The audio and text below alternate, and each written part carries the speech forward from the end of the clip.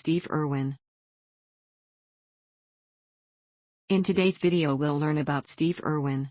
Going through the sections: abstract, early life, career, honors, environmentalism, sporting activities, controversies, death, external links. Abstract.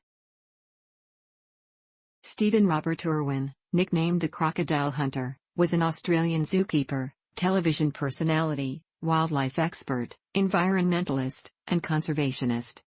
Irwin achieved worldwide fame from the television series The Crocodile Hunter, 19,962,007, an internationally broadcast wildlife documentary series that he co-hosted with his wife Terry. The couple also hosted the series Croc Files, 19,992,001, The Crocodile Hunter Diaries, 20,022,006, and New Breed Vets, 2005. They also co-owned and operated Australia Zoo, founded by Irwin's parents in Beerwah, about 80 kilometers, 50 miles, north of the Queensland state capital of Brisbane. Irwin died on September 4, 2006 after being pierced in the chest by a stingray barb while filming in Australia's Great Barrier Reef. His death became international news and was met with expressions of shock and grief by fans, the media, governments, non-profit organizations, and other celebrities. Numerous parks, zoos, streets, and an asteroid have been named in his honor. The Sea Shepherd Conservation Society named its island-class patrol vessel My Steve Irwin after Irwin. His widow Terry Irwin, with whom he had 2 children, continues to operate Australia Zoo. This project compresses information gathered from Wikipedia in video format. Why should I watch it? Studies prove that reading while listening improves comprehension, increases speed as well as expands vocabulary and enhances fluency. Provide your feedback on the comments section. Support the channel by subscribing and liking the video, thanks. Early life. Irwin was born on his mother's birthday to Lynn and Bob Irwin in Upper Ferntree Gully, a suburb of Melbourne. He was of Irish descent on his father's side. He moved with his parents as a child to Queensland in 1970, where he attended Landsborough State School and Caloundra State High School. Irwin described his father as a wildlife expert interested in herpetology, while his mother Lynn was a wildlife rehabilitator. After moving to Queensland, Bob and Lynn Irwin started the small Queensland Reptile and Fauna Park, where Steve grew up around crocodiles and other reptiles. Irwin became involved with the park in a number of ways, including taking part in daily animal feeding, as well as care and maintenance activities. On his 6th birthday, he was given a 12-foot scrub python. He began handling crocodiles at the age of 9 after his father had educated him on reptiles from an early age. Also at age 9, he wrestled his first crocodile, again under his father's supervision. He worked as a volunteer for Queensland's East Coast Crocodile Management Program and captured over 100 crocodiles, some of which were relocated, while others were housed at the family park. Irwin took over the management of the park in 1991 and renamed it Australia Zoo in 1998. Career. In 1991, Irwin met Terry Raines, an American naturalist from Eugene, Oregon, who was visiting wildlife rehabilitation facilities in Australia and had decided to visit the zoo. According to the couple, it was love at first sight. Terry said at the time, "I thought there was no one like this anywhere in the world. He sounded like an environmental Tarzan, a larger-than-life superhero guy." They were engaged 4 months later and were married in Eugene on June 4, 1992. Together they had 2 children, a daughter, Bindi Sue Irwin, and a son, Robert Clarence, named after Irwin's father, Irwin, born December 1, 2003. Bindi Sue is jointly named after 2 of Steve Irwin's favorite animals, Bindi, a saltwater crocodile, and Suai, a Staffordshire Bull Terrier. Irwin was as enthusiastic about his family as he was about his work. He once described his daughter Bindi as the reason was put on the earth. His wife once said, "The only thing that could ever keep him away from the animals he loves are the people he loves even more." Although the Irwins were happily married, they did not wear wedding rings. They believed that in their line of work, wearing jewelry could pose a hazard to them and or the animals. Steve and Terry spent their honeymoon trapping crocodiles together. Film footage of their honeymoon, taken by John Stainton, became the first episode of The Crocodile Hunter. The series debuted on Australian TV screens in 1996 and made its way onto North American television the following year. The Crocodile Hunter became successful in the United States, the UK, and over 130 other countries, reaching 500 million people. Irwin's exuberant and enthusiastic presenting style, broad Australian accent, signature khaki shorts, and catchphrase "crikey" became known worldwide. Sir David Attenborough praised Irwin for introducing many to the natural world, saying he taught them how wonderful and exciting it was. He was a born communicator. American satellite and cable television channel Animal Planet ended The Crocodile Hunter with a series finale titled Steve's Last Adventure. The Last Crocodile Hunter documentary spanned 3 hours with footage of Irwin's across-the-world adventure in locations including the Himalayas, the Yangtze River, Borneo, and the Kruger National Park. Irwin went on to star in other Animal Planet documentaries, including Croc Files, The Crocodile Hunter Diaries, and New Breed Vets. During a January 2006 interview on The Tonight Show with Jay Leno, Irwin announced that Discovery Kids would be developing a show for his daughter, Bindi Sue Irwin, a plan realized after his death as the series Bindi the Jungle Girl. In 1998, Irwin continued, working with director Mark Strickson, to present the 10 deadliest snakes in the world. He appeared on several episodes of The Tonight Show with Jay Leno. A 2000 FedEx commercial with Irwin lightheartedly dealt with the possibility of occupational death from snakebite and the fanciful notion that FedEx would have saved him, if only FedEx were used. Under Irwin's leadership, the operations grew to include the zoo, the television series, the Steve Irwin Conservation Foundation, later renamed Wildlife Warriors, and the International Crocodile Rescue. Improvements to the Australia Zoo include the Animal Planet Crocoseum, the Rainforest Aviary and Tiger Temple. Irwin mentioned that he was considering opening an Australia Zoo in Las Vegas, Nevada, and possibly at other sites around the world. In 2001, Irwin appeared in a cameo role in the Eddie Murphy film Dr. Dolittle 2, in which an alligator warns Dolittle that he knows Irwin is going to grab him and is prepared to attack when he does, but Dolittle fails to warn Irwin in time. Irwin's only starring feature film role was in 2002's The Crocodile Hunter: Collision Course, which was released to mixed reviews. In the film, Irwin, who portrayed himself and performed numerous stunts, mistakes some CIA agents for poachers. He sets out to stop them from capturing a crocodile, which, unknown to him, has actually swallowed a tracking transmitter.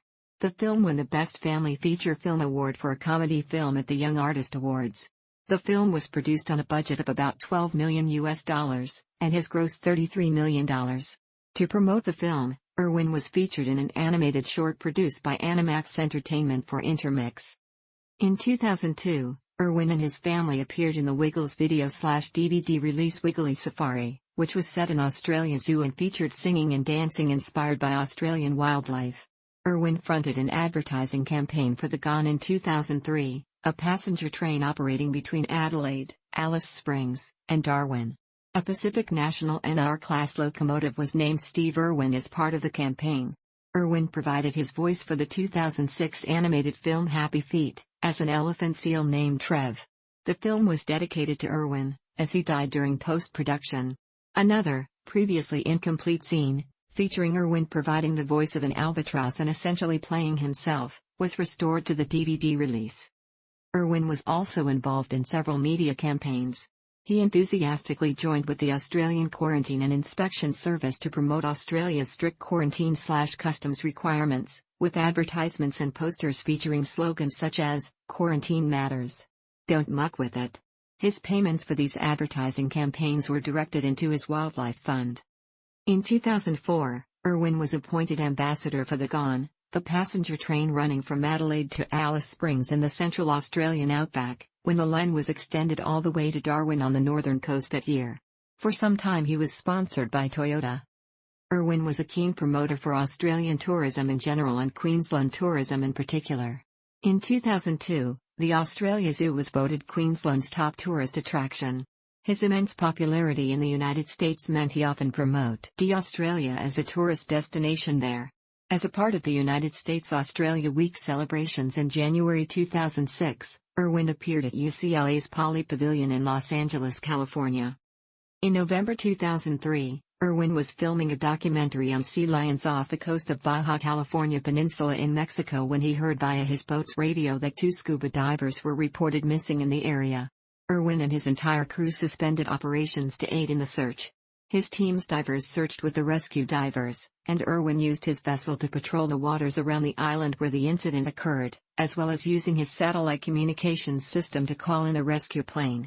On the second day of the search, kayakers found one of the divers, Scott Jones, perched on a narrow rock ledge jutting out from the side of a cliff. Irwin and a crew member escorted him to Irwin's boat. The other lost diver, Katie Vrooman, was found dead by a search plane later the same day not far from Jones's location. Honors. In 1997, while on a fishing trip on the coast of Queensland with his father, Irwin discovered a new species of turtle. Later given the honor of naming the newly discovered species, he named it Irwin's turtle, Elsia irwini, after his family. Another newly discovered Australian animal, a species of air-breathing land snail, Crikey Steve irwini, was named after Irwin in 2009. Irwin was awarded the Centenary Medal by the Australian government in 2001 for his service to global conservation and to Australian tourism. In 2004, he was recognised as Tourism Export of the Year. He was also nominated in 2004 for Australian of the Year, but it was awarded to Australian cricket captain Steve Waugh, while Irwin was named 2004 Queensland Australian of the Year. Shortly before his death, Irwin was to be named an adjunct professor at the University of Queensland School of Integrative Biology. On November 14, 2007, Irwin was awarded the adjunct professorship posthumously. In 2007, Irwin was posthumously inducted into the Logie Hall of Fame. In May 2007, the government of Rwanda announced that it would name a baby gorilla after Irwin as a tribute to his work in wildlife conservation. Also in 2007, the state government of Kerala, India named the Crocodile Rehabilitation and Research Centre at Nayar Wildlife Sanctuary in his honour. However, Terry objected that this action had been taken without her permission and asked the Kerala government in 2009 to stop using Irwin's name and images, a request with which the state government complied in mid-2009. Irwin was inducted in 2009 into the Queensland Business Leaders Hall of Fame, recognised for international entrepreneurship both in business and wildlife conservation, significantly contributing to Queensland and its international reputation, and in 2015, Irwin was a posthumous recipient of the Queensland Greats Awards. In 2017 it was announced that Irwin would be posthumously honoured with a star on the Hollywood Walk of Fame. The star was unveiled on April 26, 2018. On February 22, 2019, the 57th anniversary of Irwin's birth, the search engine Google released a Google Doodle commemorating him, in the form of a slideshow. Environmentalism. Irwin was a passionate conservationist and believed in promoting environmentalism by sharing his excitement about the natural world rather than preaching to people. He was concerned with conservation of endangered animals and land clearing leading to loss of habitat. He considered conservation to be the most important part of his work. I consider myself a wildlife warrior. My mission is to save the world's endangered species. Irwin bought large tracts of land in Australia, Vanuatu, Fiji and the United States, which he described as like national parks, and stressed the importance of people realizing that they could each make a difference. Irwin founded the Steve Irwin Conservation Foundation, which became an independent charity and was later renamed Wildlife Warriors Worldwide. He also helped found International Crocodile Rescue, the Lynn Irwin Memorial Fund, and the Ironbark Station Wildlife Rehabilitation Facility. Irwin urged people to take part in considerate tourism and not support illegal poaching through the purchase of items such as turtle shells or shark fin soup. Sir David Attenborough was an inspiration to Irwin, according to his widow. When presenting a Lifetime Achievement Award to Attenborough after Irwin's death at the British National Television Awards on October 31, 2006, Terry Irwin said, "If there's one person who directly inspired my husband, it's the person being honoured tonight. Real, true love was conservation, and the influence of tonight's recipient in preserving the natural world has been immense." Attenborough reciprocated by praising Irwin for introducing many to the natural world, saying, "He taught them how wonderful and exciting it was. He was a born communicator." Irwin, after his death, was described by Mark Townend, CEO of RSPCA Queensland, as a modern-day Noah. British naturalist David Bellamy lauded his skills as a natural historian and media performer. Canadian environmentalist David Suzuki paid tribute to Irwin, noting that humanity will not protect that which we fear or do not understand. Steve Irwin helped us understand those things that many people thought were a nuisance at best, a horror at worst. That made him a great educator and conservationist.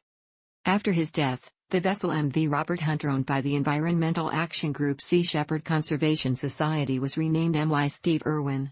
Shortly before his death, Irwin had been investigating joining Sea Shepherd's 20,072,008 voyage to Antarctica to disrupt Japanese whaling activity. Following his death, the organization suggested renaming their vessel, and this idea was endorsed by Terry Irwin. Regarding the ship and its new name, Terry said, "If Steve were alive, he'd be aboard with them." Sporting activities. Irwin loved mixed martial arts competitions and trained with Greg Jackson in the fighting/grappling system of Gaito-jutsu. Like many Australians, he was an avid cricket fan. This was seen during his visit to Sri Lanka, where he played cricket with some local children and said, "I love cricket and it's a shame we have to go catch some snakes now." This was seen during the Crocodile Hunter episode Island of the Snakes. Having grown up in Essendon, Irwin was a fan of the Essendon Bombers, an Australian rules football club in the Australian Football League.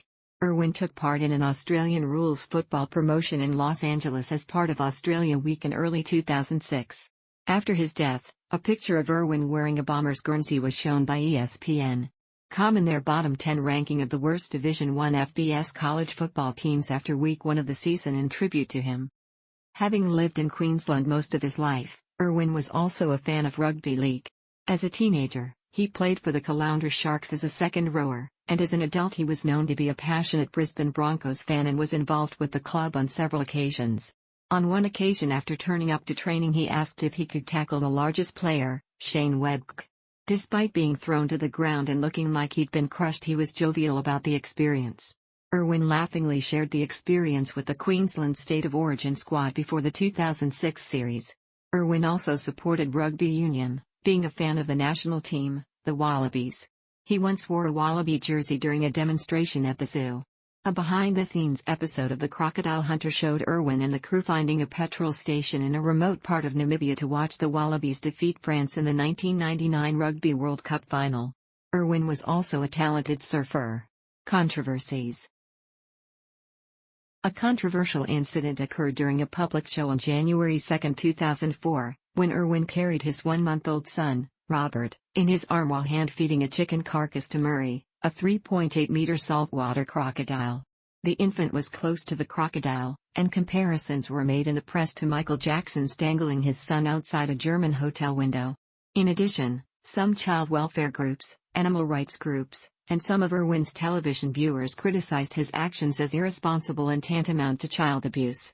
Irwin apologized on the US NBC show Today. Both he and his wife publicly stated that Irwin was in complete control of the situation, as he had dealt with crocodiles since he was a small child, and based on his lifetime of experience neither he nor his son was in any danger. He also showed footage of the event shot from a different angle, demonstrating that they were much farther from the crocodile than they had appeared in the publicized clip. Terry Irwin said their child was in no more danger than one being taught to swim. No charges were filed, according to one journalist. Irwin told officials he would not repeat the action. The incident prompted the Queensland government to change its crocodile handling laws, banning children and untrained adults from entering crocodile enclosures. In June 2004, allegations were made that he disturbed wildlife, namely whales, seals and penguins, while filming a documentary, Icebreaker, in Antarctica. The matter was subsequently closed without charges being laid. After questions arose in 2003 about Irwin being paid $175,000 worth of taxpayers' money to appear in a television advertisement and his possible political ties, Irwin told the Australian Broadcasting Corporation, ABC, that he was a conservationist and did not choose sides in politics. His comments describing Australian Prime Minister John Howard as the greatest leader in the world earned him scorn in the media. Irwin was criticised for having an unsophisticated view of conservation in Australia that seemed more linked to tourism than to the problems Australia faces as a continent. In response to questions of Australia's problems with overgrazing, salinity, and erosion, Irwin responded, "Cows have been on our land for so long that Australia has evolved to handle those big animals." The Sydney Morning Herald concluded with the opinion that his message was confusing and amounted to eating roos and crocs is bad for tourism, and therefore more cruel than eating other animals. Death. Irwin died on September 4, 2006 after being pierced in the chest by a stingray barb while filming in the Great Barrier Reef. The stinger penetrated his thoracic wall, causing massive trauma. He was at Bat Reef, near Port Douglas, Queensland, taking part in the production of the documentary series Ocean's Deadliest. During a lull in filming caused by inclement weather, Irwin decided to snorkel in shallow waters while being filmed in an effort to provide footage for his daughter's television program. While swimming in chest-deep water, Irwin approached a short-tailed stingray with an approximate span of 2 meters, 6.5 feet, from the rear, in order to film it swimming away. According to the incident's only witness, all of a sudden propped on its front and started stabbing wildly with its tail. Hundreds of strikes in a few seconds. Irwin initially believed he only had a punctured lung. However, the stingray's barb pierced his heart, causing him to bleed to death. The stingray's behavior appeared to have been a defensive response to being boxed in. Crew members aboard Irwin's boat administered CPR and rushed him to the nearby Lowells where medical staff pronounced him dead. Irwin's death is believed to be the only fatality from a stingray captured on video. Footage of the incident was viewed by Queensland State Police as part of their mandatory investigations. All copies of the footage were then destroyed at the behest of Irwin's family. Production was completed on Ocean's Deadliest, which was broadcast in the U.S. on the Discovery Channel on January 21, 2007. The documentary was completed with footage shot in the weeks following the accident, but without including any mention of Irwin's accidental death. News of Irwin's death prompted reactions around the world. Then Prime Minister John Howard expressed shock and distress at the death, saying that Australia has lost a wonderful and colourful son. Queensland's then Premier Peter Beattie remarked that Irwin would be remembered as not just a great Queenslander, but a great Australian. The Australian Federal Parliament opened on September 5, 2006 with condolence speeches by both Howard and the Leader of the Opposition, Kim Beazley. Flags at the Sydney Harbour Bridge were lowered to half-mast in honour of Irwin. In the days following Irwin's death, reactions dominated Australian online news sources, talkback radio programs, and television networks. In the United States, where Irwin had appeared in over 200 Discovery Network television programs, special tributes appeared on the Animal Planet channel, as well as on CNN and major TV talk shows. Thousands of Irwin's fans visited Australia Zoo after his death, paying their respects and bringing flowers, candles, stuffed animals and messages of support. Jacques Cousteau's grandson and Jean-Michel's nephew, Philippe Cousteau Jr., called Irwin a remarkable individual. Describing the Ocean's Deadliest project, Philippe said, "I think why Steve was so excited about it that we were looking at these animals that people think of as, dangerous and deadly monsters, and they're not. They all have an important place in the environment and in the world." And that was what his whole message was about. In the weeks following Irwin's death, at least 10 stingrays were found dead and mutilated on the beaches of Queensland, with their tails cut off, prompting speculation as to whether they might have been killed by fans of Irwin as an act of revenge, although, according to the chairman of the Queensland Fishing Information Service, anglers regularly cut the tails off of accidentally caught stingrays to avoid being stung. Michael Hornby, a friend of Irwin and executive director of his Wildlife Warrior Fund, condemned any revenge killings, saying that "we just want to make it very clear that we will not accept and not stand for anyone who's taken a form of retribution. That's the last thing Steve would want." Family and friends of Irwin held a private funeral service in Caloundra on September 9, 2006. Irwin was buried in a private ceremony at Australia Zoo later that same day. The gravesite is inaccessible to the zoo's visitors. Prime Minister Howard and Queensland Premier Beattie had offered to hold a state funeral, but Irwin's family decided this would not be appropriate and, in the words of his father, would have preferred to be remembered as an ordinary bloke. On 20th of September, a public memorial service, introduced by Russell Crowe, was held in Australia Zoo's 5,500-seat Crocosium. This service was broadcast live throughout Australia, the United States, the UK, Germany, and Asia, and it is estimated to have been seen by over 300 million viewers worldwide. The memorial included remarks by Prime Minister Howard, Irwin's father Bob and daughter Bindi, his associates Wes Mannion and John Stainton, and celebrities from Australia and around the world. Anthony Field of the Wiggles partly hosted the service, often sharing the screen with various animals, from koalas to elephants. Australian music star John Williamson sang True Blue, which was Irwin's favourite song. In a symbolic finish to the service, Irwin's truck was loaded up with gear and driven out of the arena for the last time as Williamson sang. As a final tribute, Australia Zoo staff spelled out Irwin's catchphrase "Crikey" in yellow flowers as Irwin's truck was driven from the Crocosium for the last time to end the service. On January 1, 2007, Glasshouse Mountains Road, the road that runs by the Australia Zoo, was officially renamed Steve Irwin Way. Later that year, the Australian government announced that a 135,000-hectare, 334,000-acre, national park was being created in northern Queensland and would be named the Steve Irwin Wildlife Reserve. An asteroid discovered in 2001 has been named 57,567 Crikey, in honor of Irwin and his signature phrase,